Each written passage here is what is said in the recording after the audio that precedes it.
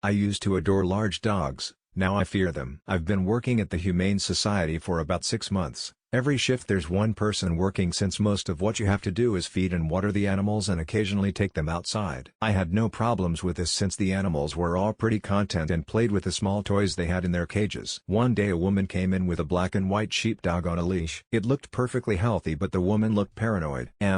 This dog showed up in my yard. It has no collar and it doesn't belong to any of my neighbors. Is there a room for him? She asked with almost pleading eyes. I assumed she was afraid of the dog by the way her tone was. I nodded and she looked happy before rushing home. I took the dog to one of the larger cages and strangely it walked straight inside. Most of the animals would either put up a fight or try to get away from it, but this dog walked in and sat down. I had the morning shift the next day. I greeted Samantha, my coworker, before walking out of the small building. She was fairly new to the Humane Society but was hired because she had a passion for taking care of animals and was trusted alone with them as well. The next morning, I arrived at 7. I checked on every animal and put food and water into their bowls. Some of them barked or hissed while others were still sleeping peacefully in the small bed in the corner of their cages. When I went to the sheepdog's cage, the thin metal bars looked like they had been bent apart with greater force than what a sheepdog could have. I made the stupid mistake of assuming this was because he was nervous of the new environment and carried on with my shift. A cat and 2 dogs were adopted during the day. Them already having names from the shelter made me realize I didn't write a name for the new dog. I went to his file and wrote Cujo since it was the only thing I found fitting. I never seen Cujo interact with other animals in outside time.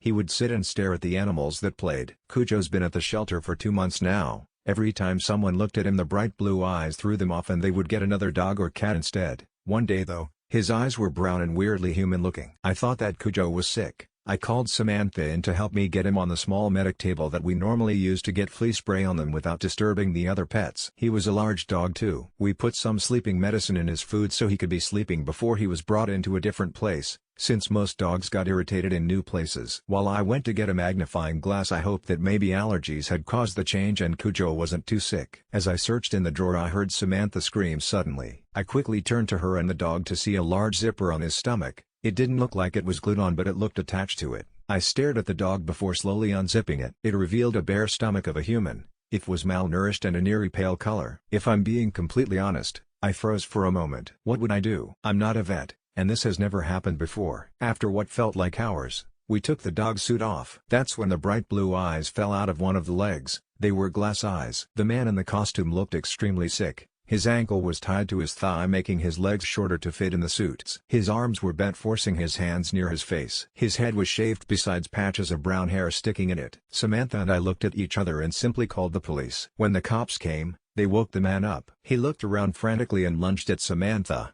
Because of this he was taken into interrogation. It turned out that Samantha had a very obsessive and abusive ex-boyfriend. After she broke up with him he spent months trying to act and look like a dog since she liked him. To get to the shelter, he came to my town and started digging in the garbage to get the woman's attention. The man was psychotic. It almost made me vomit when I realized for 2 months straight he ate dog food. He did his business in a crouched position outside. From that day I decided to quit my job at the shelter. Of course all animals were checked for anything odd but luckily there was only one. I moved towns recently and developed a strange phobia of big dogs. Now I do a part-time job as a cat sitter.